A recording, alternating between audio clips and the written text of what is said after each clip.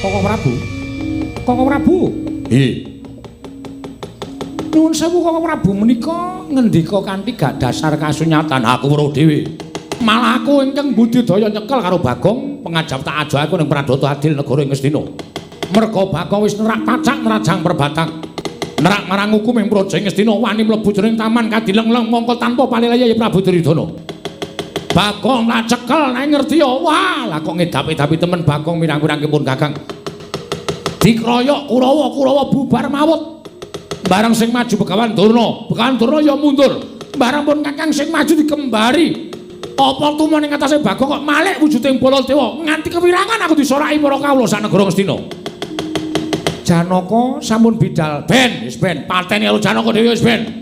Isin aku duwe abdi jenenge Bagong sing wis ngucemake asmaning para Pandhawa. Nanging menawi menika mangke kelaman dipun pejahi kriwikan dadi grojokan geguyon dadi tangisan.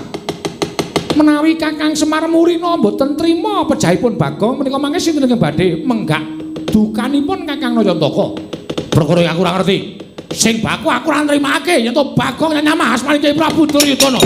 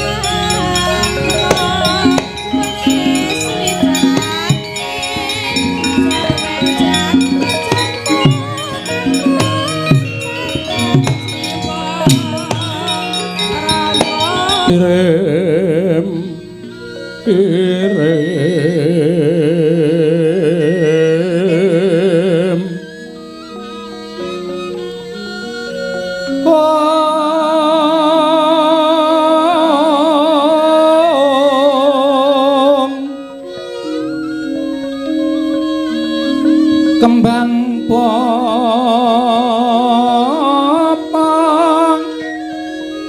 terate bang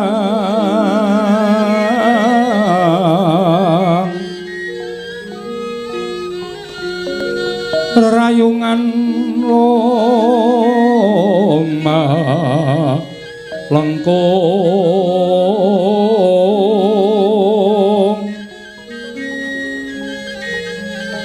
tumalong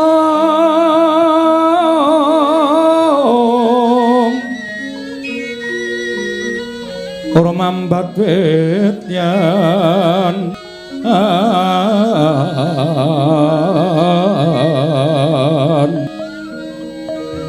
wis semokan mawor raras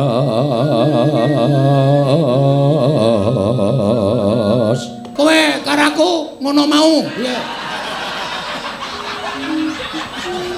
ngono piye lho astane Pak Sukron mau lho ngono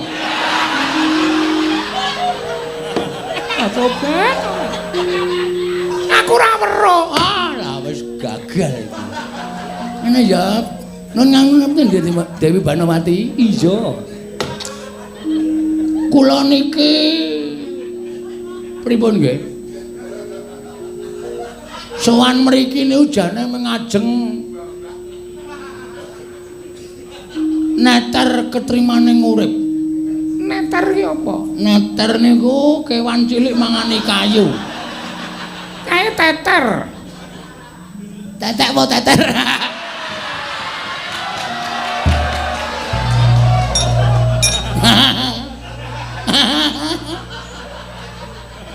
Nyengenges dhewe malah. Kowe engko sik kowe sabar ya. Kowe limbuanku soalé kowe ora patek lucu. Oh nggih. Apa ya? Kejaba kula ajeng neter ketrimaning urip kula. Iya, Mergi kula ngimpi. Tobat. Kowe ngimpi apa? Dek malam Jumat kliwon wingi. Sastra kasih Sukra. Anting Sukra. Sukra kasih Ora ngerti basa kok. tak kira nek sastra kasih. Sukra kasih kula ngimpi. Ngompong ngimpi niku dipitung dadi 3 perkara. Iya apa wae? Siji. Titiyane gandayane puspa tajem. Werdine apa? Arep nembuk impen dirembuk sik wedine apa? Titiyane iki tegese piye? Jame jam pira? Manut. Lho. Ngimpi kok manut. Oh iya, Dik. Jam 09.00 tekan jam 12 niku titiyane. Titiyane iki tegese piye? Menurut kula lho niki gandeng niki dalange akeh banget. Mengke ndak kula disalahke niku mung wong ketonto. Tegese wong ketonto upamane duwe pepinginan sing ora kasembadan, durung kasembadan niku nganti kegawa onten ing mimpi titiyane jam 09.00 sampai jam 12. Apa mau mengen Bapak? Ngimpi. Puspa tajem itulah ngimpi yang akan menjadi kenyataan. Iya. Kula ngimpi niku. Aduh. Ngopo? Kula diladosi kali anu Sapa? Alah. Mula kula mriki niku jane mung kepengin nyocoke kathok. Lho. Nyocoke kathok piye? Teng ngimpi niku wernane jambon. Terus kula ngenger ngumbahi niku kula pilih jebul ana tenan gambare Hello Kitty.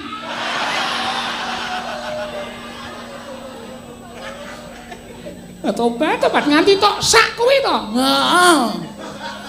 Dikira. Tobat. Lah terus piye? Iki kula ajeng anu. Mbok upama teng ndang ngimpi niku jan ling ngumbahi wong loro. Tobat. Wong loro sapa? Sampeyan kalih kula. Kula sik nguceke, sampeyan nduliti sabun. Kula nguceke, nduliti sabun terus kula cemplungke teng nggen bilasan pertama, ember pertama plung ngoten. Terus kula uceke meleh. Iya. Terus sampeyan sing nganu ngesoki ember kedua kula nganti sak lemepe. Bareng kali kula. Tobat. Ngono kuwi impenmu nggih. Bar niku terus kula nimba. Sampeyan siram. Tobat. Ning nganggo kemben. Iya. Wong tak kon nyopot ora gelem. Hus. Kula grujuki nika wis pokoke mesra. Ateges bareng anu ngimpi niku kula ora iso lali karo sampeyan. Tobat Bagong kowe tak kandhani ya. Kowe tak kandhani ya Bagong. Heeh piye? Kowe ngerti ra? Sadurunge Jumat Kliwon kae dinane apa? Mes, Udu. Padha-padhane kliwon. Selasa kliwon. Iya, Anggara Kasih. Heeh, terus Aku ki yo ngimpi.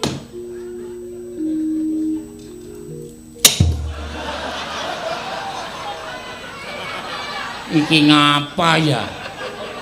Ora ana apa-apa kok ana abdi digajul raine. Saking gemes kowe iki. Lak kepengin ngerti kata-katane ngimpi napa? Tobat. Impenku nalika semono kaya awake dhewe iki munggah gunung. Udus. Sisi loro. Aku nek munggah loro ya biasan. Iya. Munggah gunung tekan dhuwur, kowe karo aku ki nyawang. Sesawangan sing endah-endah Bagong. Walah, asli. Iya. Nang kono kuwi mudune ya bareng, Lah kok mulia ora ning negara Ngastina. Terus ning omahmu ora coba. Aku ya gelem digawa ning omahmu. Mongko sarwa kuciwa nggonmu ra ya ming kaya ngono kae to. Pendopo. Iya. Ning payone ana gendeng, ana seng, ana plastik. Ora kaya ngenten iki. Iya. Pokoke ndi sing iso ya bae pokoke. Iya. Iya Bagong iya. Nalika semono aku terus urip ana ing kono Bagong karo kowe kok katon tentrem ayem nadyan ora kecukupan apa-apane aku yo ngakoni yen aku njaluk apa-apa kok mesti semoyo njaluk apa-apa kok mesti semoyo ning ati sing wigati ati kuwi seneng rasane Tetel kae pelok pelok pelok ora iso wis dhewe-dhewe pokoke wis pokoke nek ora sing spesial anu kene cerdas tenan wis angel. Iya ngono Bagong. Ah terus keputusane piye iki? Ya piye aku ya manut karo kowe nyatane kowe nang kene sak suwene iki aku ya seneng. Kowe seneng ra manggon nang kene? Ah seneng. Ora ragas e. Kon ra seneng. Mangan kari mangan, ngombe kari ngombe. Ya mung tidur itu terus le turu sampe nang jero kula ning jaba. Mbok dadekke siji. Tobat. Ning aku tak nanting karo kowe. Nek upama nggon impen kuwi dadi dadekke tenan piye?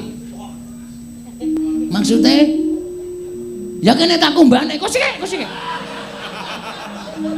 Konjur arep dikumbahi ora. Tak copot kesisan. Ngawur. Maksude piye?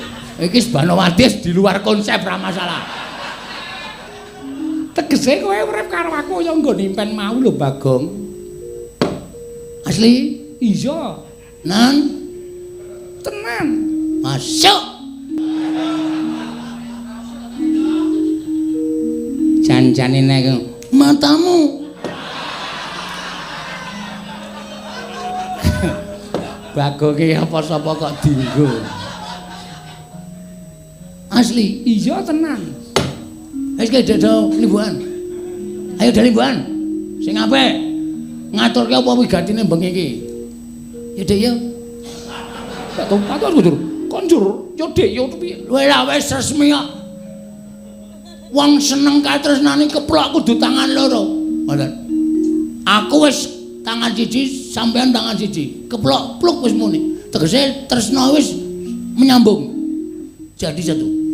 Mula ana tembang sambung menyambung menjadi ngono. Tobat iki kan saben omong-omong kok nyenengake. Nyeneng kaya angel golek wong kaya ngene ya. Engko ning ora karo guyu lho engko omahku. Ucal-ucul.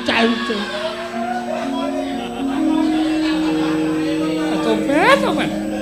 Nyenengke. Piyai putri kaya ngene. Heeh.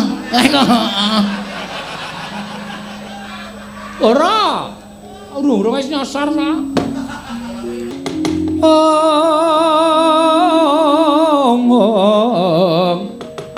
Gembrang-gembrang yen ngandika.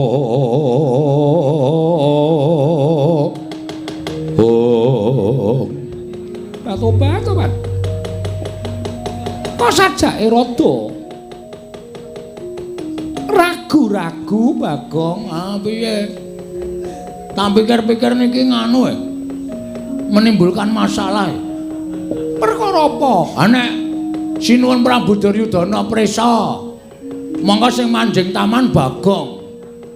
Kurawa mesti dampyak lek ajeng nyekel kula mesti rebutan. Urung ora urung Bagong mesti tekaning pati. Nek kowe mati aku mati.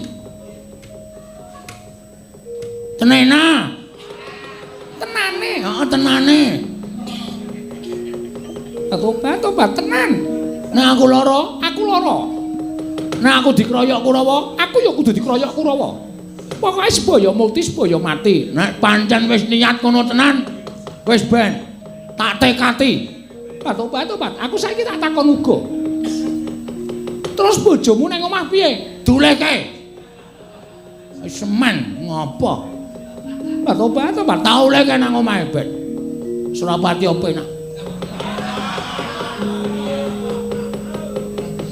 Anak-anakmu dititipke panti asuhan. Domongke nek bapakne mbone mati, ngono wis beres. Tobat. Terus tenan kowe. Ha, ning ya aja ngono kuwi, ora terus ora basa garwa iki karo Piyai Kakung basa.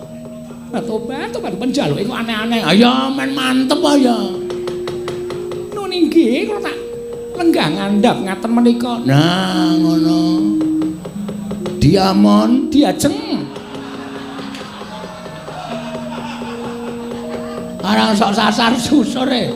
Ayo wong grogi iki werna-werna omongane. Nggih, Diajeng. Banowati, kula wonten maring dawuh Kamas. Teng cermut nang ngendas. Inggih. Tempat tidur ditebahi. Inggih, ngestaken dawuh. Ning panjenengan kaya siram. Anu munggah tempat tidur ape kok ora siram babar blas. Mongko sprayine iki ya putih panjenengan kok terus munggah. Mengko njur ngetel. Engko tak kumbahane Diajeng. Estu? Heeh. Wis ngonten mawon. Engko nek kira-kira aku ora tekan kene, nek aku arep dicekel, kowe kudu dicekel. Aku arep diloro, digawe lara, kowe kudu lara. Aku arep dipateni, kowe kudu dipateni. Ewadene inggih.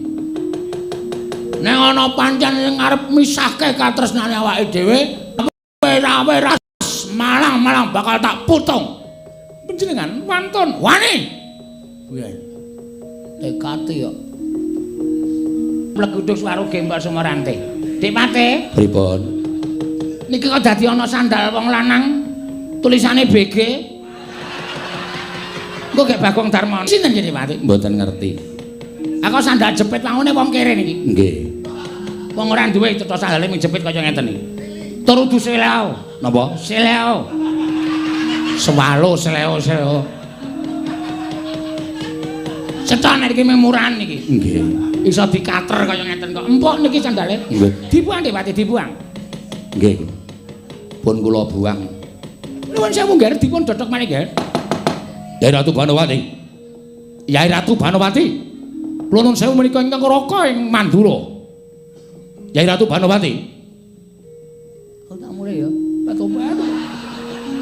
Ora sawedi nek panjenengan dipun pilara kula ya kudu lara, nek panjenengan seda kula ya kudu mati pun ngaten man sebaya mukti sebaya mati.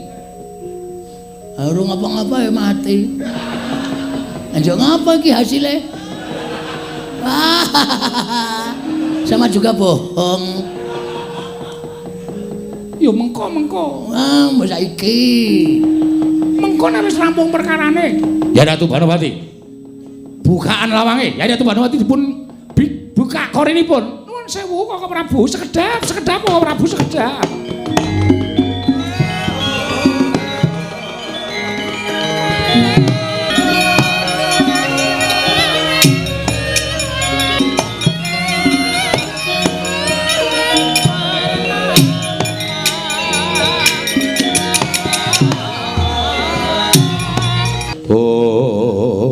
Yai Ratu. Wonten dawuh Prabu. Wonten satunggiling kembang ingkang sowan ngabiyantara wonten ing Datulaya ngendikaaken utawi muja atura sanipun Yai Prabu Duryudana. Menawi mban kala wau sumurup glibetipun Piyai Kakung mapan wonten ing patengganipun Yai Ratu Banowati. Tobat naminipun sinten? Ngaya wara sapenake dhewe kula menika mboten nate nyingkitaken Piyai Kakung wonten lebet ing patenggon. Jenengane golek-golek perkara kula menika mboten nyingkitaken sinten-sinten. Nuwun sewu. Kok panjenengan yasa patung kados mekaten menika? Ana menawa Piyai Putri kok tuku patunge wong mledeng. Menika pancuran. Pancuran? Inggih, namung kemawon dereng kula damel blumbang kinarya pesabaning para satomina Prabu. Oh iya sampun. Mangke wonten saking mriki menika mijil toyanipun. Lajeng mantur ngaten dumugi wonten ing kolam. Waduh. Supados dados asri Taman Negari ing Katilengleng. Oh iya sampun, iya sampun.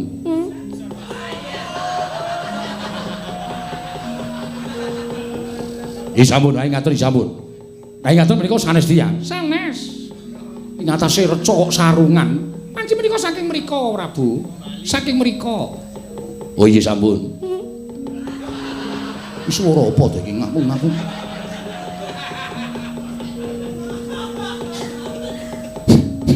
Ngapunten.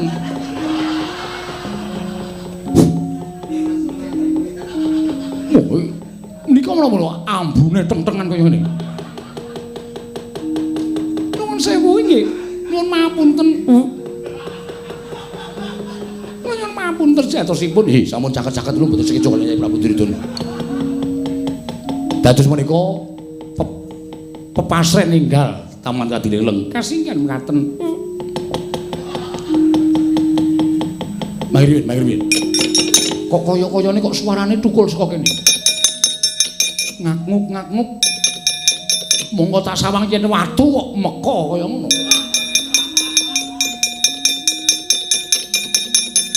Ora pati nduga mono iki reca apa? Lho, Bagong iku arat.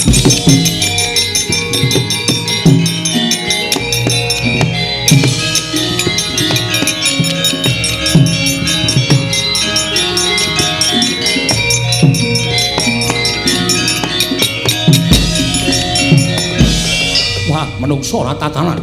Yai Ratu sanget-sanget agen paduka ngiyas dhateng ing Raka ing Mandura. Teka panjenengan Mentala. Matur citra lan ing Raka ing Mandura. Nyuwun mapunten kok Prabu, nyuwun mapunten. Bagong. Anggep apa kowe? Kok mledeng ning kono apa? Anu wedi. Takut Wedi karo sapa? kalih sampean. Ngopo kowe wedi? Amargane kula teng mriki. Yai Ratu. Wonten maring adawuh. Samenika kula nyuwun prisa. Inggih. Biyai Kakung ingkang mapan wonten teleng ing taman menika sinten? Inggih. Nyuwun mapunten. Nyuwun mapunten Bagong. Lho. Memang iya. Wah, panusmane jajalan. Kula nyuwun mapunten kok Bagong mapan wonten ing taman menika. Dasaripun menapa? Tobat nyuwun mapunten blok kesuta kemawon. Kula menika tresna lan Bagong. Lho. Tresna dos pundi? Inggih, tresna kepengin banget dipun mengku garwa tiring Bagong. Dasaripun menika piyantipun nyenengaken kula sampeyan saged remen manah kula. Lho nyuwun mampun panjenengan niku garwanipun Nyai Prabu Duryudana. Ngertos. Nek jenenge wis ora tresna arep ngopo meneh? Yen kula sampun boten tresna badhe menapa malih? Kok Prabu Duryudana kula aturi emut. Bila kula sampun boten tresna sak mangke monggo kula dipun pisah ya ora apa-apa. Ana sing wis nampani. Sinten? Lah menika Kakang Mas menika. Angling Darma. Angling Darma.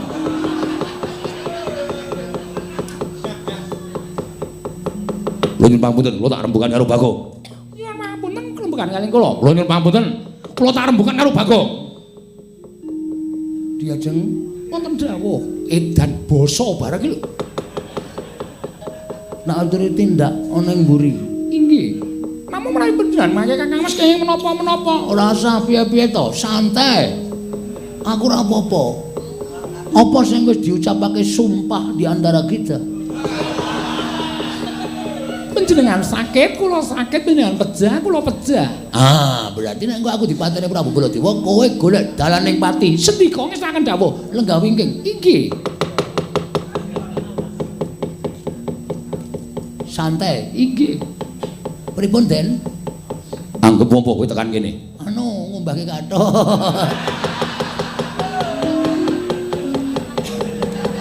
Lah kok ora bali? Mboten entuk bali. Sing ora entuk sapa? Niki. Sayangku niki. Sayangku dengkulmu amoh. Kowe iki bendaramu. Nun ngapunten. Ora nyawang bendara, ora nyawang batur. Tresna niku ora milih derajat pangkat. Tresna niku paringane sing gawe urip. Gusti wis paring katresnan karo Dewi Banawati, katresnane Dewi Banawati tumuju marang Bagong. Bagong wis dinaiki katresnan. Wis padha-padha tresna. Ana ndi neh? Kejaba mung kudu dijawabke. Ning kowe kudune melek. Melek iki kan mau. Kowe melek oh ya to Yai Ratu Banawati garwane Yai Prabu Duryudana. mang takoni Banowati tresna mboten ae Duryudana. Pun mboten tresna. Tresna niku iso luntur. Lho, arep dinaik duit pirang-pirang arep dinaik derajat pangkat bebasan nganggo emas, nganggo apa nyamping mas ginepeng. Ning nek pancen atine ora tentrem, atine ora seneng, ora tresna, pripun? Aja napa sampean? Lho, mboten lho niki kenyataan. Kenyataan. Dadi mboten sapripun-pripun. Pun panjenengan mboten sang gagas Prabu Duryudana, saniki panjenengan tak dadekke seksi. Seksi apa? Ijab kula. Lho. Wedan kowe. Soale kula dereng gadah seksi. Dan Semar sing ora gelem tak kon seksi, mesti ora setuju kula entuk Banowati. Mergo kula nek mukti Gareng Petruk Semar niku ora seneng. Mula kula golek seksi sampean mawon. Edan kowe. Mboten edan iki kenyataan. Ayo kowe bali. Kowe bali. Bali teng pundi? Nang omahmu. Kowe ora gelem bali aja kelakon tutuk. Gelandang nenggala kowe. Woi. Kang Mas, ngatos-atos Kang Mas. Santai, santai.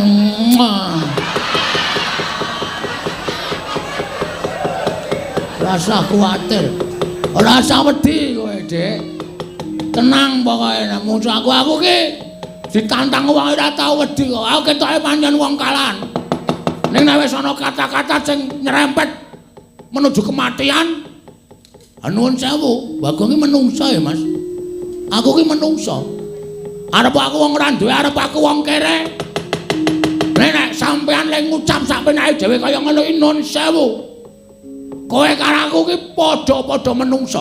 Sing bedake men derajat karo pangkat. Kowe wong sugih, aku wong melarat. Tapi di mata Tuhan kita sama.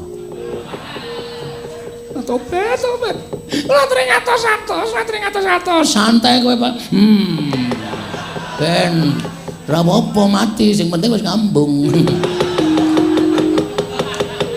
Ula edan. Mboten edan. Pengen ta kowe cungar-cungir prek. Jengkolmu melocot kuwi. Bola dewe ki wis menep. Menep kok ana ngerti kanan kaya ngene iki ya tetep.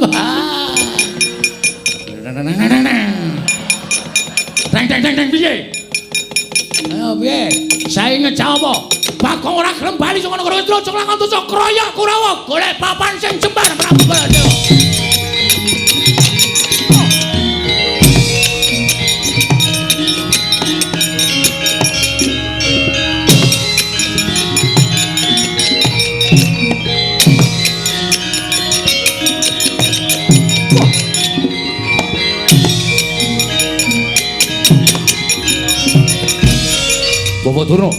Bapak Durna. Wonten jawab, Gen. Kula caosi prisa. Lho, wonten menapa kok panjenengan sajake kok gugup kados mengaten menika? Panjenengan ngertos mboten? Mboten. Kula caosi prisa. Nggih. Panjenengan ngertos mboten? Mboten. Inggih kula caosi prisa ing mapan wonten telenging Kadilengleng Taman. Nggih, sinten? Menapa sampun pinanggih kalian Kyai Kakung badhe ngebang dhateng pun Gusti Ayu Dewi Banowati? Sampun. Sinten? Panjenengan kula kandhani mesti kaget. Mangke.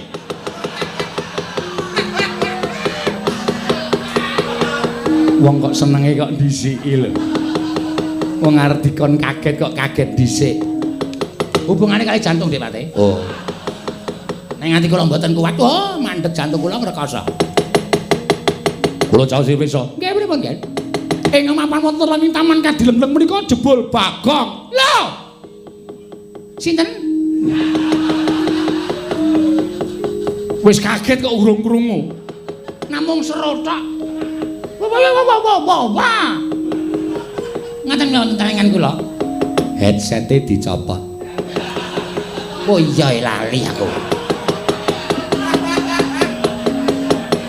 Ngrungokke apa to? Lali janjine. Oh.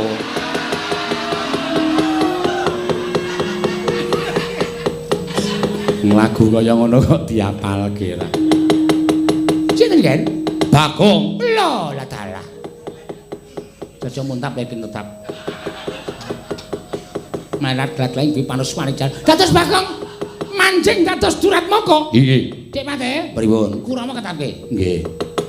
Bagong bondo tangane kincung sikile. Taturke anak Prabu Duryudana medi tugel kulune Bagong. Oh nggih. Ku mawani. Semangkean. Kewanen. Amin derajate kere kok.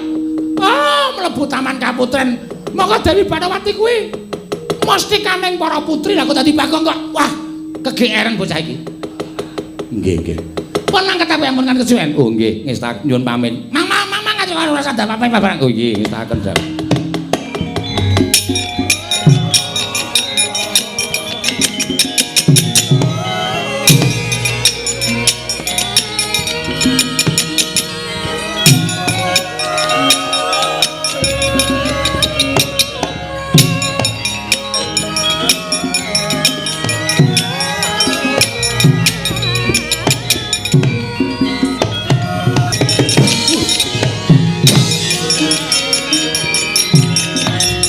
Walik wandeng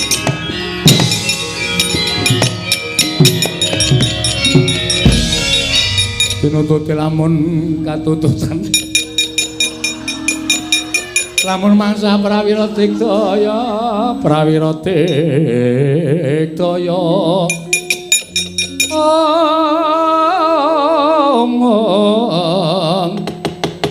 ora ngono magawe gelar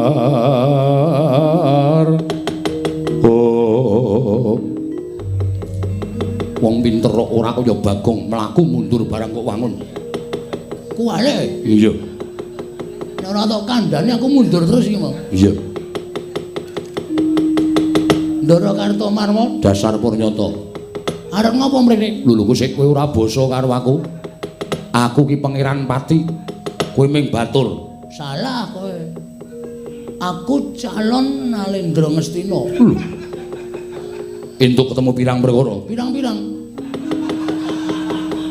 entuk pirang-pirang aku separuh tak singgahke separuh tak dol perkarane kuwi pirang-pirang aku ki wong kere perkaraku pirang-pirang utang duwe masalah rutangga duwe masa jawab aku salah ketemu pirang perkara ki dasarmu apa pawadanmu apa ngene tak omongi Kartomarma iya Dewi Banowati prameswari negara Ngastina iya kuwi tresno karo aku lho tresno karo kowe asli yakin lha aku arep diangkat dadi ratu lho ratu ngendi Ratu Ngastina yen ngono kareng gelimpangke Prabu Duryudana nek kuat lha aku aja mung tak pancal wong edan ra tatanan pancen wong edan ana sing tatanan nek tatanan dudu wong edan saiki ngene aku ngono lho iki jane iki omongane gathuk ora kowe mesti mumet musuh aku cah cerdas e nyepelekke ora nyepelekke kowe bali ora ora gelem bali oh bila omongi wis ora kok dibaleni meneh ora gelem bali ya ora bali aku tegel karo kowe mosok kuwi dudu nggonmu ya nyilih sidela kowe gelem bali apa ora lho walik kowe sing kudu ndek kowe sing ngomong ora aku sesuk ora gelem saiki ora gelem kendharak siramu ayo jajal nang kene Kartomarma Bagong menang sapa aja ngluputke aku yen kowe tekaning pati ayo nek pancen iso pancen ana Bagong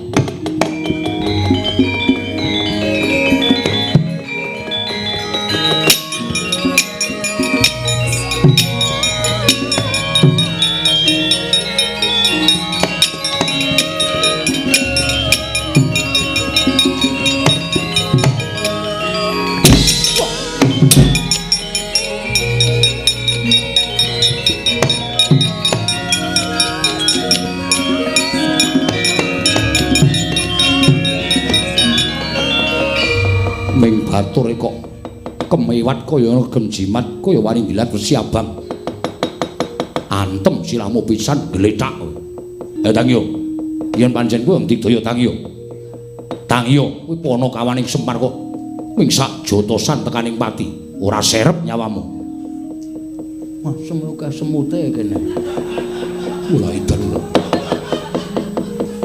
kene wedi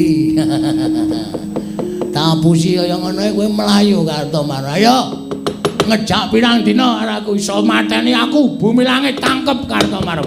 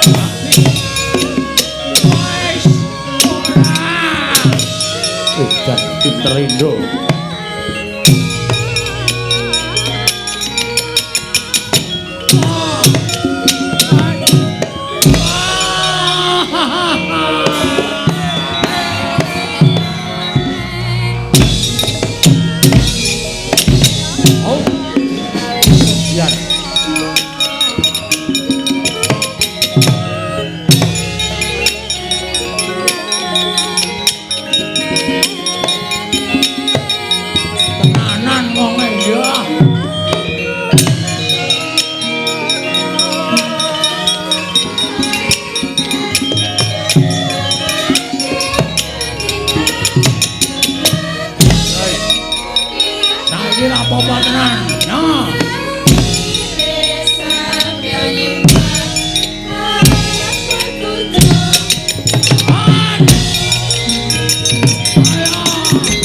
Wah, wah, wah.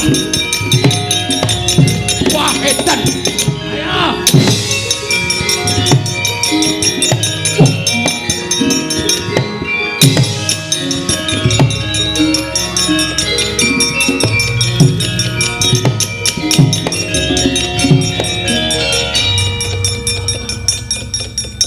Ngapa? Pulman mboten ajeng perang lho.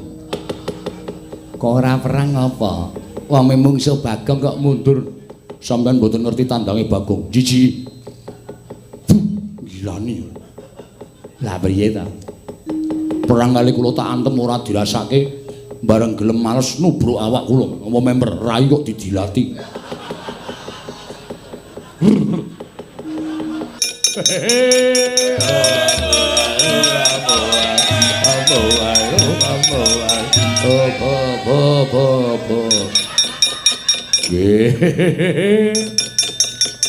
Mungsuhe sapa man? Sidane sing nyolong teng Taman Sari sinten? Kowe tak kandhani aja kaget ya nggih. Sapa? Sing didelikke Gusti Muayu Banowati. Ya kuwi sapa, Pak? Bagong. Nun. Bagong. Nun. Bagong. Bagong. Iya. Bagong Ponokawan. Eleng-elenge ra jamak-jamak. Kartomarma gelut karo Bagong, jarine Kartomarma ngantemi Bagong ora apa-apa. Lembales Kartomarma ditubruk didilati raine. Aduh, malah omong aku. Oh, jiji. Mulih wae. Manus maning jajaran sekertan bawane iblis anak. Bagong ajeng kula tegeli. Nggih, monggo mawon nek ora ditegeli ndak tumpan. Kula ajeng nggawa Kyai Cundha Manik. Mun monggo arep nggawa napa-napa sak karep sampeyan. Bagong, kowe ora gelem bali saka taman Kadileng negara Ngastina. Oh, apa kira-kira kowe kuat nadahi Cundha Manik, Bagong? Gelem kewirangan ya maju adur. Nek ora gelem kewirangan tak prenggake becik kowe mundur. Nek arep kewirangan, wo. Aja takon dosa aku sago mirang-mirangke karo kowe.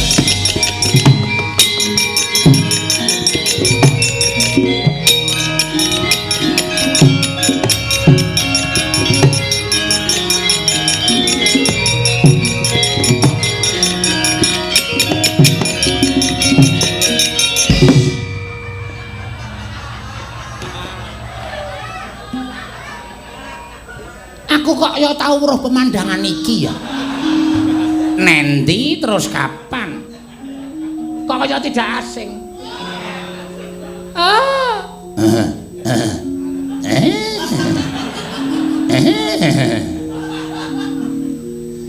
Dik Pate, pripun? Ampun mriki lho. Lah enten apa? Ampun mriki Dik Pate, ampun mriki. Kurang ajar tenan banget.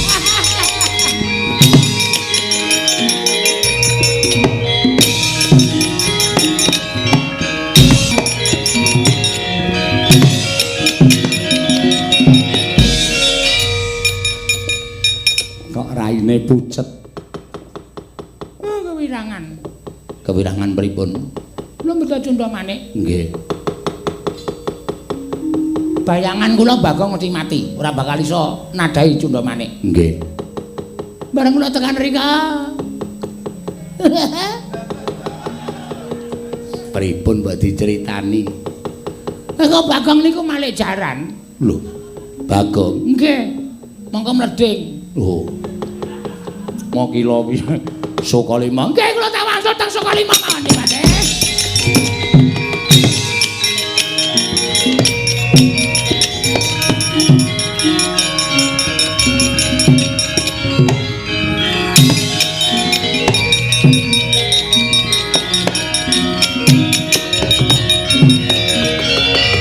Ger nai nanging mboten panjenengan menika mboten badhe rampung. Kula senganggaken dhateng anak Prabu Baladewa. Bagong. Ora kena dipringake becik. Ora gelem bali marang bali wis mawa aja takon terus aku mentolo karo glandang nenggolo dadi mumarat.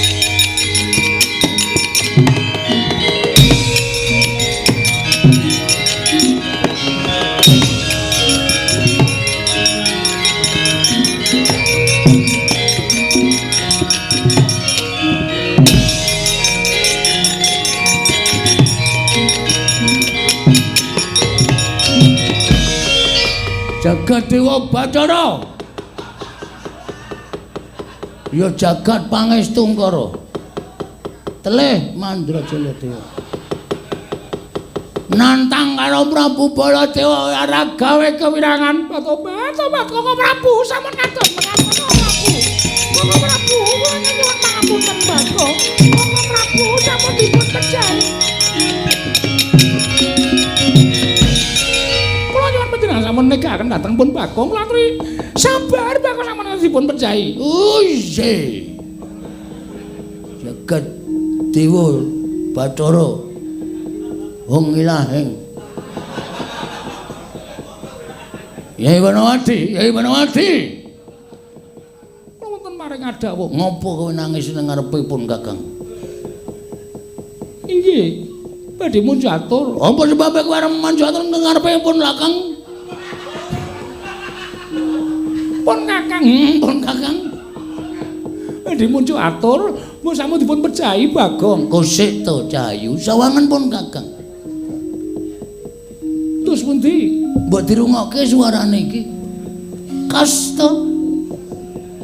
Cirine wis jelas lho. Lho, Tobat. Napa mriko Bagong? Ah jelas. Lho kok iso dadi Baladewa? Oh dadi apa-apa iso waton ana ragate. Santai wae.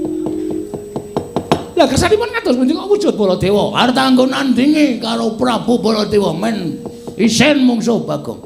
Minggir. Ngasuh kono. Inggih. Adus. Inggih. Ya, inggih. Ceramas. Inggih. Men wangi rambutnya. Tambu ampek ya.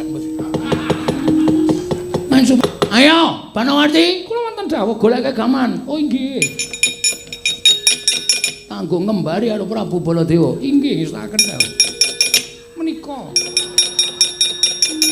Iki ra hanger. Sanes menika celuret. Oh iya, ning kok kaya ora wangun Baladewa. Liyane. Inggih. Menika. Iki apa Banawati? Mohon perhatian. Pengumuman besok Minggu kerja bakti. Patoban menika petel. Oh, tak kira corong e. Ya sorry ora ngerti. Menika kemawon. Prabu Baladewa iki nata mandura. Raden Kakrasana. Men rada beda. Inggih. Ayo tandangono lekane ati.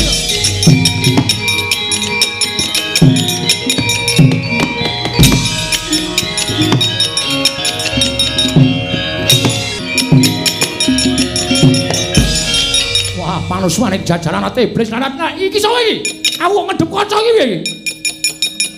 Tepungke wae. Narendra Mandura Prabu Baladewa. Lho, edan. Edan iki ora edan iki tenan Baladewa tenan. Lah iki suarane kok iki ra Bagong iki. Oh. Lho kok dadi Baladewa? Lho, kesewan sandangan wayang wong. Ora edan. Iki kowe ngembari karo aku. Tak kembari wae.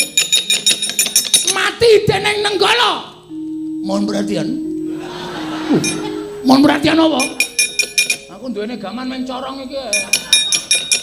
Wis gelem iki ra gelem ya. Wah, mati teh, mati bareng kae.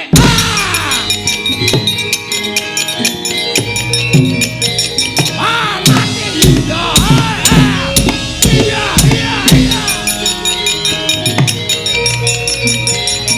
Wah, lada.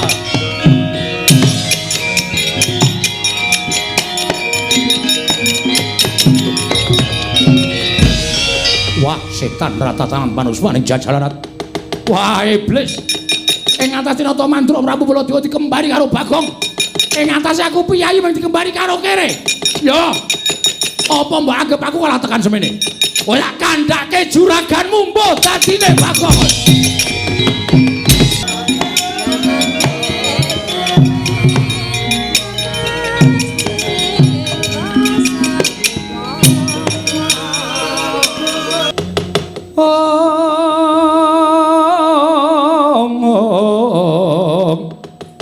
Marang Diapanon Cinawi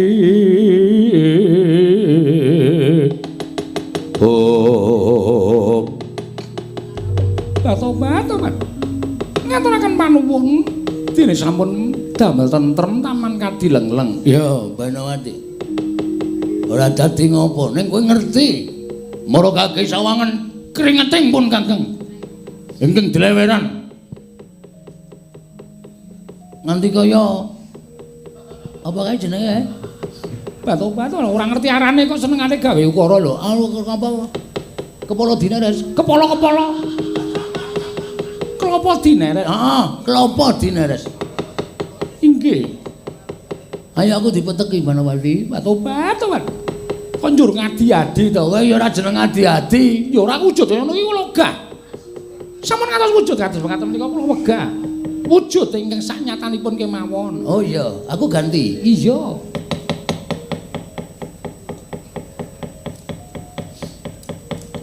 Ngene iki kowe luwih seneng to? Ngoten menika nek mijet iki ora akeh-akeh. Wong sikile ya cendhek, gegere ya kandel. Rasa nggo tangan nganggo linggis. Men mudar, ha. Ukaramu ki ora iso ketemu nalar. Nek ora apa-apa, kowe tetep tresna karo aku, Banawati. Ayo gek mundur. Iki para wayang-wayang adegan kedua wis padha siap-siap.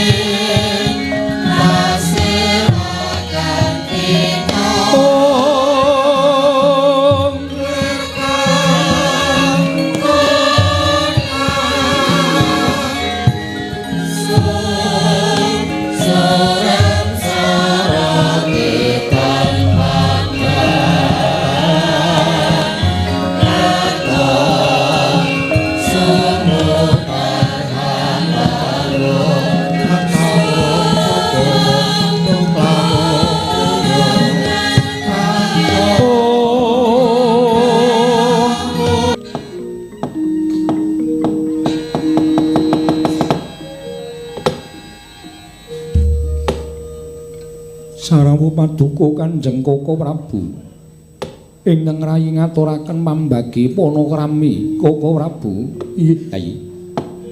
Kula tampi akarya bombong raos sing manahipun ing Ngraka ing Ndarawati. Namung keparenga kula ngaturaken salam taklimipun ing Ngraka kunjuk ngersa paduka Yayi Prabu. Kula pundhe Cundaka Panglingga Murda. Amawahana kabagyaning gesang kula Koko Prabu. Kresna kakangku.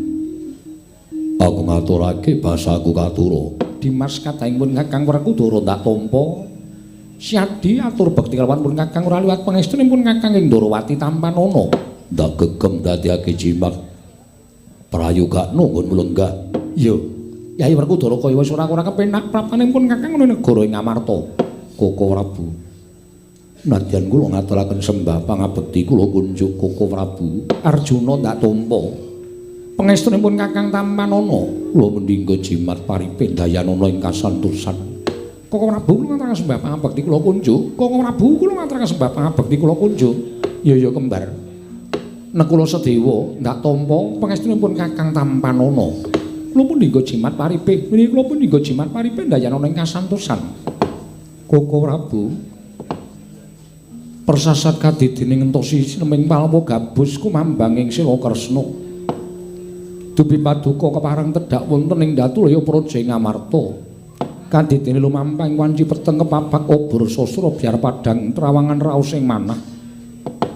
Ngemuti sawetawis wekdal kula mireng wewarta ingkang sumebar wonten saindenging jagat negari Ngamarta ngantos dumugi wonten talinganipun ingkang rayipun Puntadewa. Perkawis menapa Yayi? Miturut umbyaking para kawula dinten sakmangke peranganipun Panakawan ing Pandhawa inggih menika Panakawan negari Ngamarta. Wonten salah satunggiling Panakawan ingkang nandhang raga. Tegesipun nandhang gerah Koko Prabu. Lho. Salah satunggaling entawasipun Panakawan wonten ingkang nandhang raga kasinggihan mekaten. Mongko sareng kula taliti jebul aturipun para kawula bilih ingkang nandhang raga kala wau inggih menika pun Panakawan Bagong. Bab nyata lan botenipun kula dereng nakyinaken. Namung emuti bilih para Pandhawa menika wiwit kuncung ngantos gelung, wiwit jabang ngantos celaprang dipun gulawentah dening Panakawan. Mila menawi ngantos sakmangke kasunyatanipun mekaten tuwin para Pandhawa mboten mailu dhateng kawontenanipun para Panakawan duk nyana cerak nyana sami mestani yen to punta sakadang menika mboten ngertos dhateng lelabetanipun Panakawan ingkang saestunipun Puntadewa ingga sakmangke ngantos dumados Nalendra menika inggih krana ageng lelabetanipun Panakawan Koko Prabu Lersai. Malah saking pamrayoginipun ing Raka Indrawati dinten sakmangke gandeng bukti nyata lan botenipun mun salah setunggiling Panakawan menika kala wau nandhang raga saenipun menawi paduka Kyai Prabu tumunten tedhak wonten ing Karang Kadempel niti priksa dhateng menapa ingkang lelampah wonten ing Karang Kadempel. Bola bari aku wis matur karo mbarep yen to tak dherekake tedhak ana ing Karang Kadempel wigati nyatakake marang kabar mau. Nang yen to sing dawuh dudu Kresna kakangku mesti mung bakal diwenehi wangsulan ora ngepenakke ati. Mula dina iki barep kakangku ora usah dadak sangga runggi. Ngendikane Kresna supaya mengkono padha karo sing tak aturake. Mula ayo tak dherekake budal nang Karang Kadempel nyatakake kahanane Panakawan. Apa pancen kepara nyata salah sawijining Panakawan ana ingkang nandhang raga. Yen to kateman mengkono Werkudara Janaka barep apa dene kembar. Aja nganti ora mbelani sarta ora menehi bebantu lawan Panakawan barep kakangku.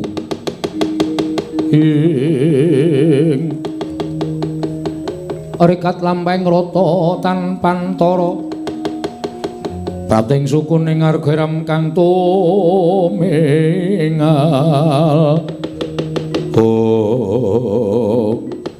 Dereng ngantos paripurna sami Mbah Wacana. Kasaring kemlajan masang tebian nenggi nata ing Mandura Prabu Baladewa. Duwi prapting Datulaya karya kagiat nata ing Ngamarta miwah nata ing Ndrawati tuwin sanggya para Pandhawa.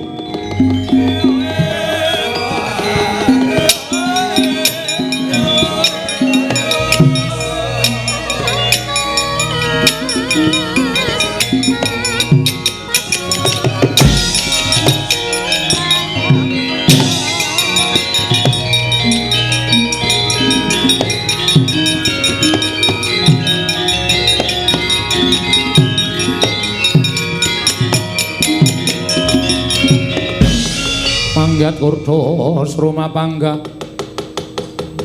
wagut gati nyomawukyat pira wang-wang Koko Prabu damel kagiat raos sing manah rawuh paduka wonten negari Ngamarta Sumengko kados mekaten menika wonten paridamel menapa? Koko Prabu wonten menapa? Wah, bule kakangku enek ngopo? Koko Prabu wonten menapa dene Paduka rawuh wonten negari Ngamarta sumengko kados mekaten. Ya Ji. Wonten timbalan ing Ngadawa. Kresna, iya wonten dawuh Werkudara. Bule kakangku piye Janaka wonten dawuh Koko Prabu. Sawanipun kakang ana negara Ngamarta iki bakal ngabarake kahanan sing ora ngepenake ati. Keliripun kados pundi dene Paduka paring dawuh mekaten. Yayi kula nuwun pamunten. Nalika semanten ingkang Raka sowan dhateng negari Ngastina. Tinimbalan dening Kyai Prabu Duryudana. Mboten ngertos dodok saling perkawis tumunten kula dipun ajab arembagan babagan perkawis. Yai Ratu Banowati anggenipun sawetawis radi benten tandang tandukipun lawan Rai Prabu Duryudana. Bab perkawis menika kula mboten tumut-tumut. Nanging sareng wonten aturipun mban saking Taman Kadilengleng ingkang munjo atur bilih Yai Ratu Banowati ngingetaken satunggiling priya mapan wonten ing taman. Tumunten kula nyatakaken wonten ing Taman Kadilengleng. Kados menapa kejot raos sing manahipun ing Raka ing Mandura. Jebul piyai kakung mapan wonten ing Taman Kadilengleng menika tasih panakawanipun Paduka Yai Prabu Darmaji. Koko Prabu Paduka paring dawuh jebul ingkang mapan wonten ing taman menika tasih panakawaning para Pandhawa. Nggih, kasinggihan mekaten. Lajeng sinten ingkang wantun damel wiranging para Pandhawa? Panakawan kula sinten ingkang wantun damel kucemasmanipun para Pandhawa Koko Prabu? Lajeng wis Yai. Panakawan negari Ngamarta panakawanipun kadang-kadang kula para Pandhawa ing mapan wonten telenging Taman Kadilengleng menika boten sanes kejawi namung Bagong Yai Prabu.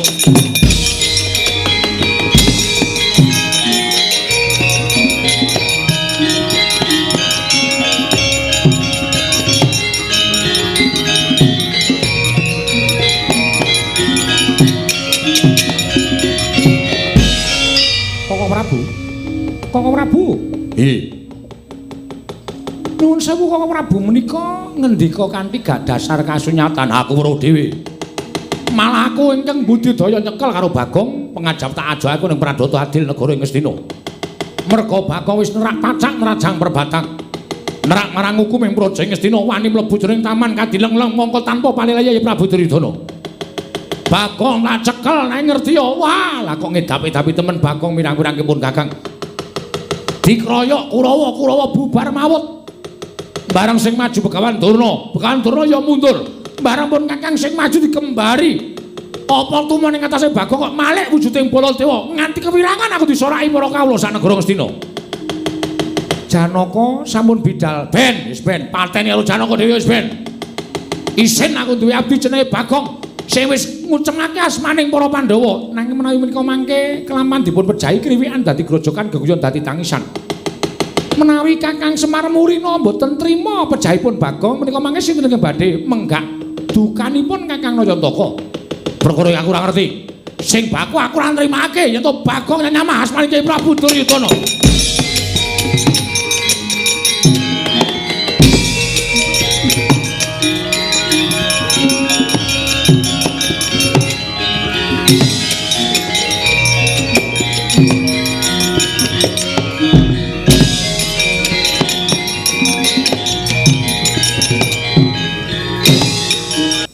Arlingga ya kono ning mburi kono godhok-godhok wedang ora. Sesuk nek bubar terus ora ono apa-apa piye ayo. Ya ngombe-ngombe barang ya ngombe.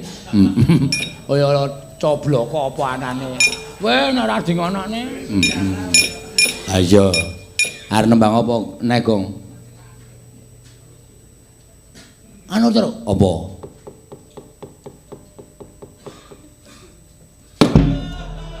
Rasida terus. Ya wis. Ayo muni ngene. Nembang apa meneh? Kancane do jarikan kok kowe training. Praktek olahraga, Pak. Hah? Praktek olahraga. Praktek olahraga. Ora sopan jenenge. Kadan-kadanane ora.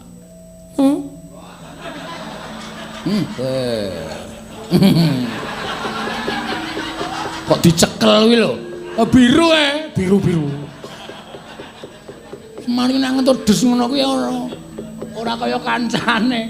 Nek liyane ora ketok nek Semar ki mak blung ngono biru bunter ae lho. Ora percaya delokne lho ora anu. Mata to? Dus. Wah, Gong. Aku ora kebagian. Ha. Ya kowe sing kebagian soalé kowe ora tau nang mburine Semar. Nah ora kulino nang mburine Semar wis kulino dintuti dadi kowe kudu entuk bagian. Ya. Aduh. Langsung masuk ngono. Ayo langsung masuk ora. Ya. Do lungguh sing apik. Nggih, Pak. Gareng ngarep. Wo, kandhane ngeyel ora. Sing ragil mburi dhewe ora cenanangan. Oh, to ya. Kene lho. Iya iki arep pindah kok. Gaduk-gaduk ora. Mundur ora caket-caket ngene iki. Sing apik. Ha iya, mundur Petro. Lho, kok kowe ngarep meneh? Lho. Gareng ngarep Petro nomor 2. Aku kari dhewe kok aku dadi ngarep. Wong bapak akon mundur, aku ya mundur. Maju. Ha iya. Sini. Wes ngene iki tertib. Ha iya. Kecedan.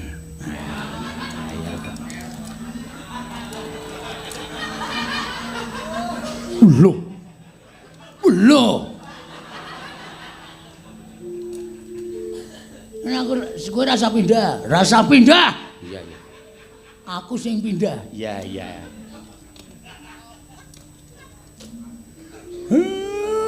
Ini ya tole.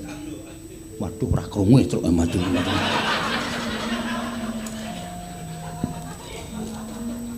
Engko anggere kon mundur lah kamplengi itu. Aku tak omong karo kowe. Mbok omong. Ngomong ora mbayar kok ndadak omong. Menengo ndak rampung-rampung. Meneng. Meneng-meneng.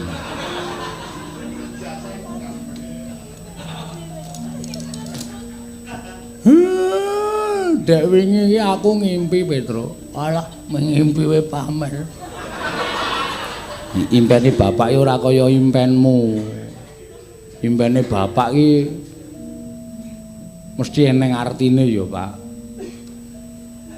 Yang artinya Gong, rumah ramai. Yo main mana yo Ben?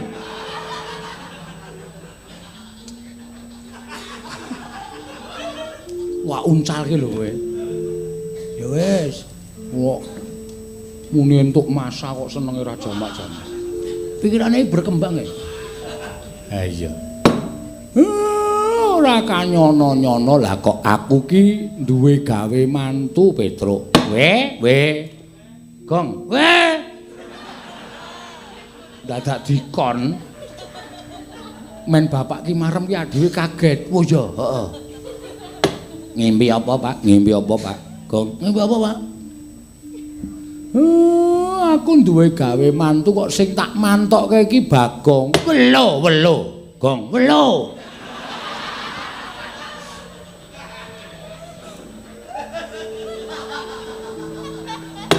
Mongko kowe tak kandhani. Pripun, Pak? Pripun, Pak? Bareng tak goleki mantene wedok ki ora ana. Welo. Gong. Welo, medun. Welo. Kegedean. Iki pralampita apa lah kok atiku ora tentrem, atiku ora penak to, Le. Nyat langaning kalangkuan aglar pandan moncar tinon lir kekonang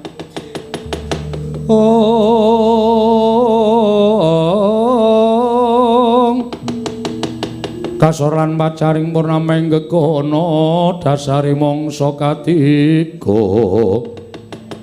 imohana wenging ujungan cala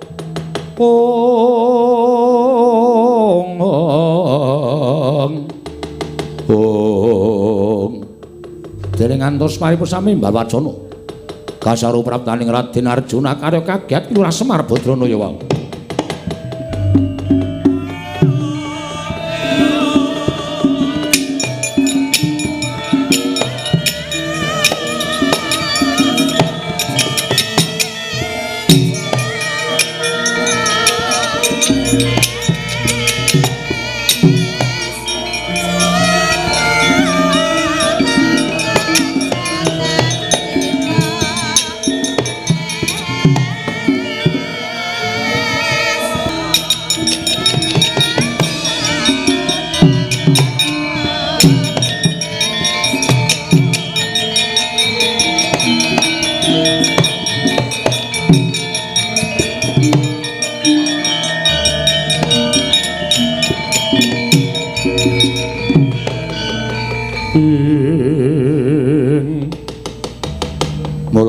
Sang Arjuna esmunya kang kamanungsanira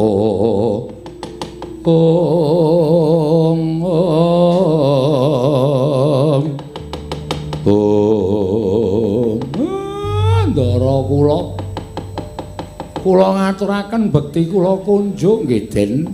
Ya Semar ndak tampa pangestu tambanana nggih. Kula ngaturaken sembah bakti kula kunjuk Ndara. Ya ya nolo garing tak tampa. Kula ngaturaken bakti kula kunjuk Den. Ya ya Petruk tak tampa. Kula ngaturaken sembah bakti kula kunjuk Ndara. Ya Bagong tak tampa.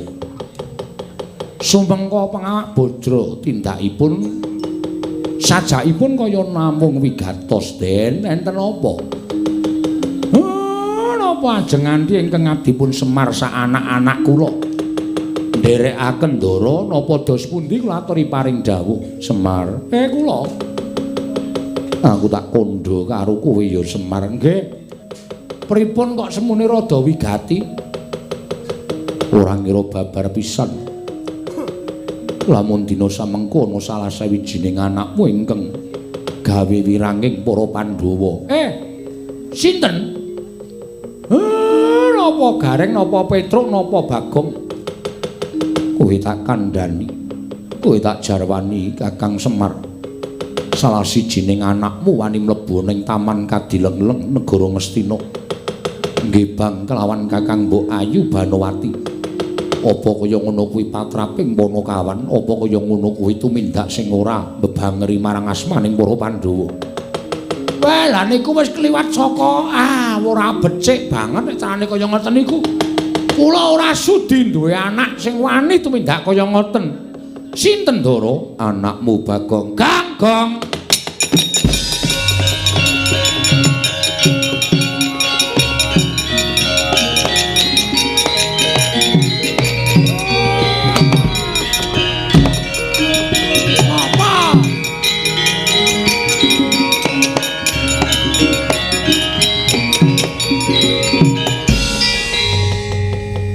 Ngapa ya Mir?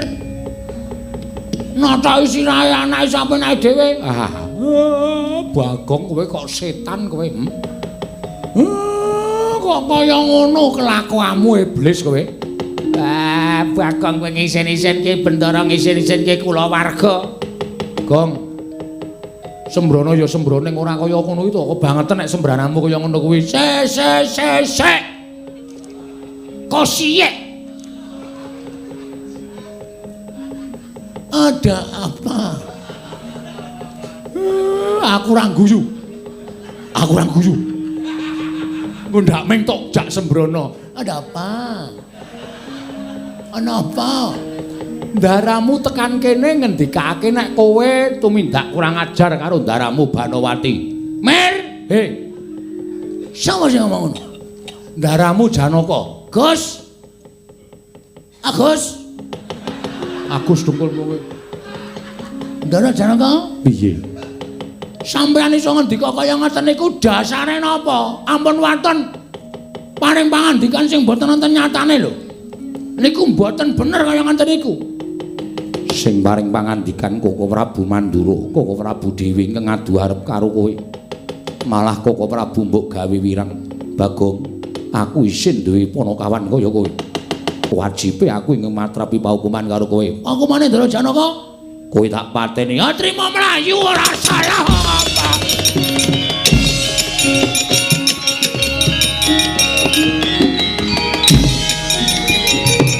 Piye, Pak? Pripun, Pak?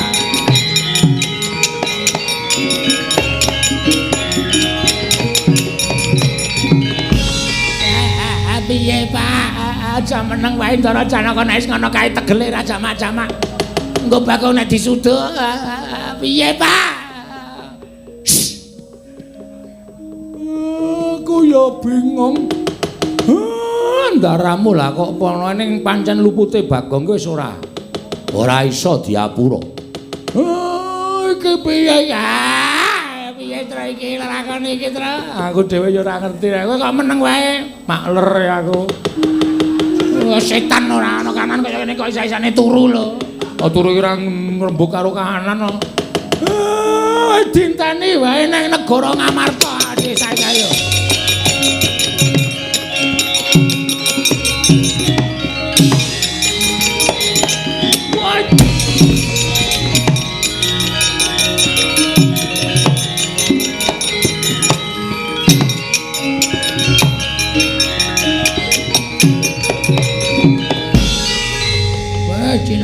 Cilaka iki wis iki sing jeneng disebutake ora mangan angkane ning klethos pelok. Apa ke jenenge? Aku sak ngrungokake nganu ae lho wong ngomongke apa jenenge saloka-saloka sing apik ngono lho. Ora manang angkane gabul pulute. Edan tenan. Ah wis monggo Ndara Janaka wis nesu karo wong wis ora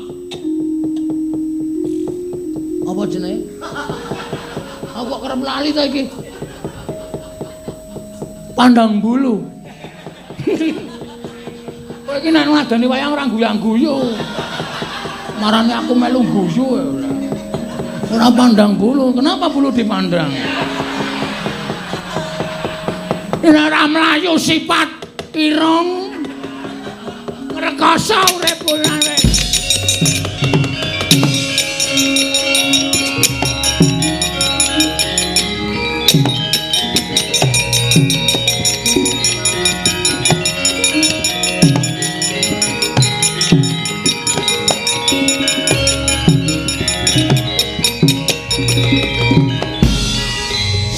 Sing jeneng sial ngene iki. Rekae mlayu ngidul bablas jebul segara. Wah, iki nek Ndara Janaka tekan kene, marep mlayu nanti kowe Bagong. Kowe ketemu karo segara, kowe ora bakal nyemplung segara. Nyata manono zlep. Aku lek semelang ki nek ditusuk, ku nek terus dinengke wae ora apa-apa. Nek nganti krisik di ngono-ngonoke. Wah kena ngusus lara tenan. Pedhot ususe mati tenan aku. Wes.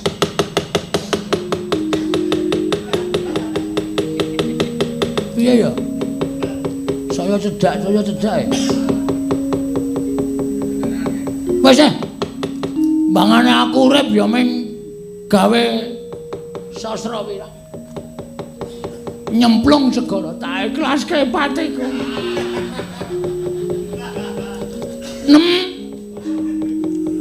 Titip anak-anak ya Nem. Aku kok kaya tresno karo kowe. Aku ora iso ninggalke kowe.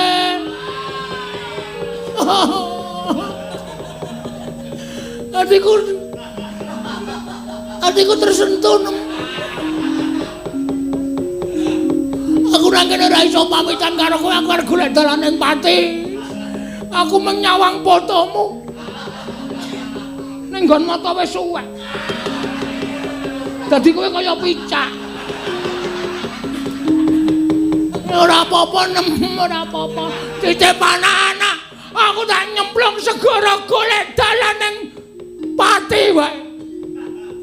Ning kok nek aku nyemplung tenan. Blung. Pamane lho iku pamane. Terus kok kemambang ning banyu. Ya nek langsung mati. Nek dipangan ikan hui.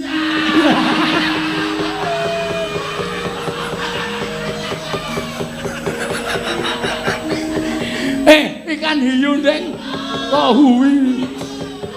Ya nek nggon lemangan langsung butuh. Nek weteng tok. Ngono. Ora mati lara kena banyu perih. Wah, wis cilaka. Ya nek aku le nyemplung ki kolorku ki kenceng. Nek kena ombak terus copot dhewe. Cokot karo piranha. Letus. Nggo ndas tok. Maksudnya ndasku iki lho. Apa ora lucu? Wong kok tanpa sirah ra ya. Wah, wis janeng ya wis men. Wis bangane ngrekoso nyemplung kono wae aku. Uyut.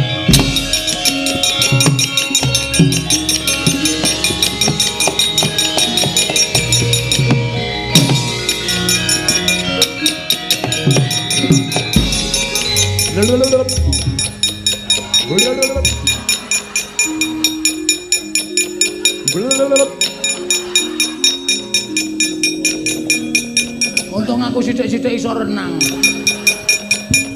Iki jenenge enggak. Enggak kira bakal kelelep wong sikile ngisor mancal-mancal kok.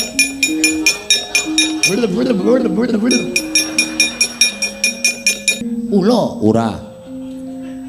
Menurut ulun dandani sono apa? Wis manut lan jeneng ulun kita ulun paringi tetenger lan ulun paringi pusaka supaya kita bisa mateni Bagong kang mapan ana negara Ngastina.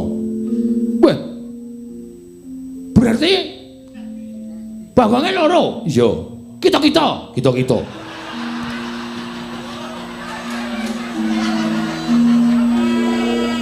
Iya. Keparat. Panos maning jajalanan. Gugu karepe dhewe. Dusdruk. Semalane nagla-glaing bumi. Terus sinen niku sing membo dadi kula. Ulun-ulun.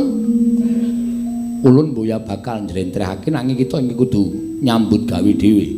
Oh iya siap. Sagu, sagu. Kita ulun dandani. Siap sendika ngestakaken dawa. Siap, Kak. Kula ampun ngelucu sampeyan niku dhewe. Malah siap gerak barang.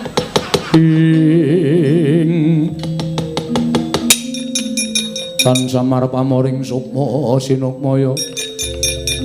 Winayu ing asepi sumimpen talanging kalbu. Pambukaning warana.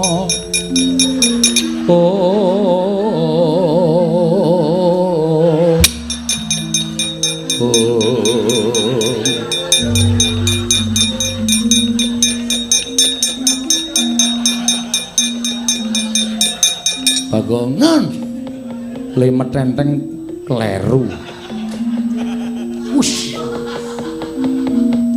Kula wujud napa ulun? Kita wujud satriya bagus.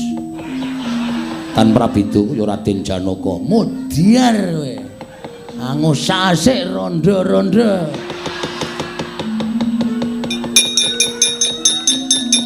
Ketemu tak takoni, nyuwun kagungan garwa Mbak dereng. Sing kakung anu bojo kula sampun pejal, langsung tak kedhepi cening. Kita ulun dandani bagus kuwi supaya kita mateni Bagong kang mapan ana negara Ngastina. Kita mlaku tapa ngrame. Aja nggih Sendika. Wah kudu golek tempolong iki. Nggo ngopo? Anggene tapa ngrame ya dombreng. Tapa ngrame iki tetulung marang sak pepadaning urip mongko tanpa pamrih. Sendika ulun paringi wujuding pusaka. Menapa Bu Ulun? Arane watu gumuk. Napa? Watu gumuk. Sing cepet, gumuk ngoten. Wegah ulun dewa kok didhawuhi. Niki Bu Ulun. Iya. Kancing gelung ora ana nggih, Pun. Sak wae ya. mangsa ulun kok ming menungsa kaya ngene kok. Mula kita madhep rono. Nggih. Wis tata-tata. Sampun pukulun.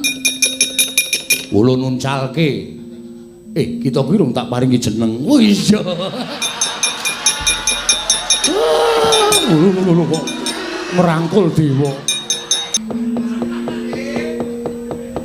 Ulun paringi tetengel begawan godho githik. Jare bagus, pendhita ning enom bagus. Ya ora masalah. Begawan godho githik. Wis ulun nuncalke. Nun nggih ngestaken dawuh.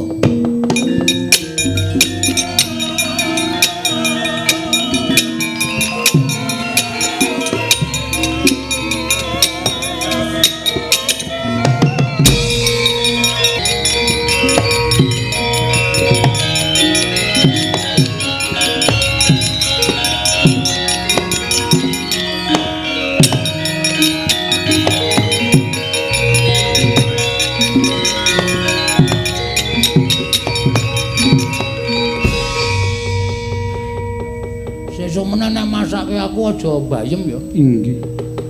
Batu-batu wis sebabipun menapa? Ora patek doyan.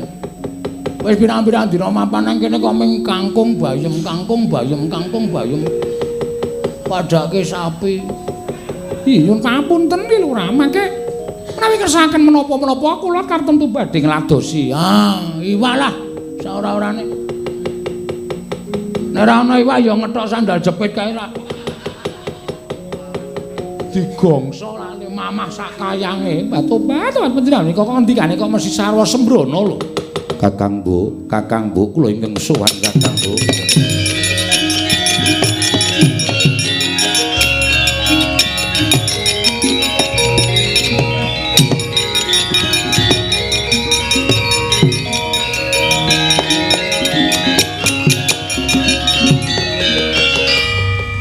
Dimas Janaka. Inggih. Dimas mboten nginten babar pisan menawi Panakawan kula mbebangri asmanipun para Pandhawa tumindak ingkang mboten sakmestinipun Bagong menungsa sing kaya kowe. Ten dawuh Ndara. Kena ngapa kowe mapan ning Taman Negara Ngastina? Yang-yangan. Aja edan. Mboten edan mang takon to pasangan kula. Kakang Bu, menapa dipun aturaken Bagong menika leres batu-batu wis gedhe pangapuramu ya Dimas. Yen to satemene atine Banowati saiki wis wutuh tak caosake marang calon guru lakiku, guru matematika. Iki menika badhe kula sembah ingkang badhe kula sungkemi namung ki Lurah Bagong. Nyuwun pangapura ya Dimas. Kakang Bu. Lah kok dados mekaten lampanipun Bagong. Kowe ingkang malikke blate Kakang Mbok Ayu Banowati. Janaka ora trima. Ditenono aku ing bakal merwasa lawan kowe nadang dialing-alingi Kakang Mbok Ayu Banowati. Aku ing bakal merwasa karo kowe. Wah, ganggu terus bocah. Wah!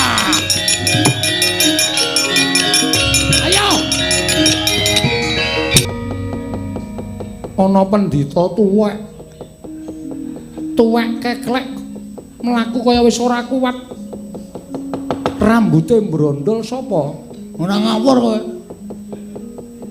Bagus tanpa cacat. Guwaya teja pamulu jenar kaya kencana. Jati kencana. Wong iki sajake rada edan. Edan dengkulmu mlocot lur. Karo ratu kok ngondekke dengkulmu. Kowe iki sapa? Pandhita Kleang Kabur Kanginan. Mendung kebaraten ing endi tibane? Ya kuno ing paman dunungku. Sapa jenengmu? Takon marang kita. Lho. Aku iki takon karo kowe. Oh iya Dik, lali aku wis ora dewa niki. Takon marang aku. Ya, Begawan Godho Githik.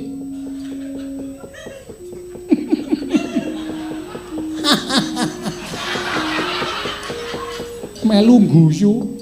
Ayo ben gayeng. Gada Githik dasar para nyata. Janaka wonten paringan dawuh. Ana pendhita tuwa jenenge Gada Githik. Kowe ora takon sapa jenenge adiku iki? Ora sudi. Ngopo takon? Ora tepung karo sing nang mburimu kuwi. Iki adikku. Adimu sakaremu, kakakmu sakaremu, apa peduliku? Wangune sajake kowe mendem rasa ora penak karo adikku. Iya ta? Ketara ora gelem tak tepungke. Tunduk pulpen wae.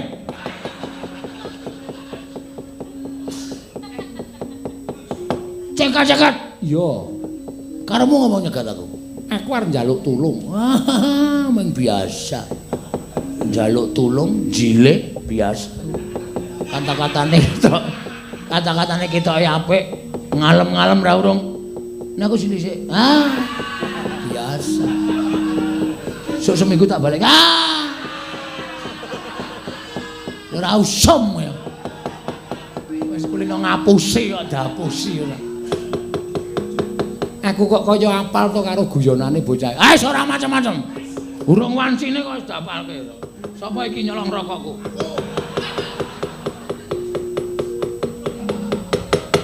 Aku njaluk tulung karo kowe. Njaluk tulung apa? Ana maling ning negara Ngastina. Mbok dikandhake Rama. Rama sapa? Lho, Rama. Ana maling. Kowe lah apal tembang barang ketoke kok saya apal aku. Saya wis ngetarani dhewe aku.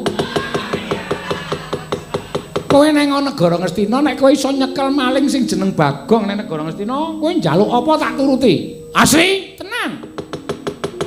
Aku njaluk patine wong bagus ning mburimu kuwi. Lho. Iki adikku arep tak njaluk patine. Wis ora iso. Gelem ora? Gelem. Tenan? Heeh. Ngapusi titenono, katutke dosane. Endi menungsane? Nang Taman Kadilengleng. Taman Kadilengleng karo Taman Sari ngendine? Taman Negara Ngastina, cak goblok banget ora. Taman Kadilengleng iki Taman Negara Ngastina karo Taman Sari beda goblok. Iya ya Taman Nyang. Ora.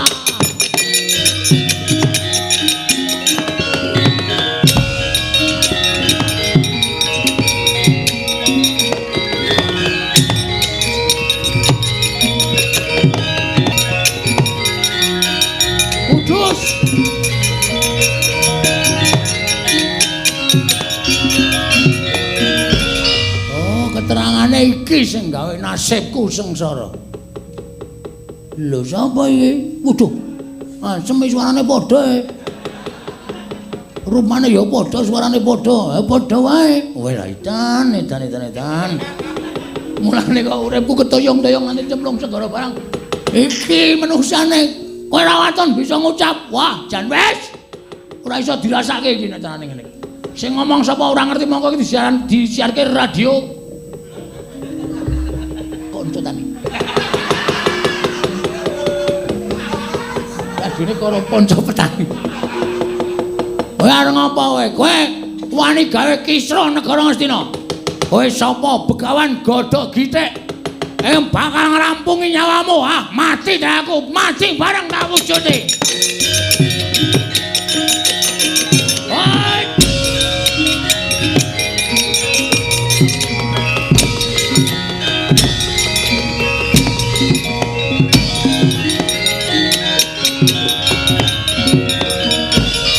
Perang cara dalang-dalang biyen ngono kuwi ya Mas. Wis serem banget iki.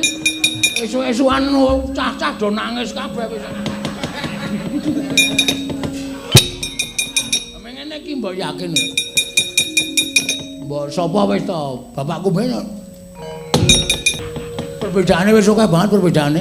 Iki cerewet bae ngopo to kok? Tangan-tanganku dhewe kok ngopo? Ucap kacarita. Kemlawi astaning Begawan Gada Githik mendhet pusaka inggih menika sela gumuk den tuthukaken wonten mustakanipun Ki Lurah Bagong. Ical wujude Ki Lurah Bagong nenggih Gandharwa sapu jagat ingkang tenggo ringin kurung negari Ngamarta. Bedawan godho gitik ilang wujute babar iki ora Bagong.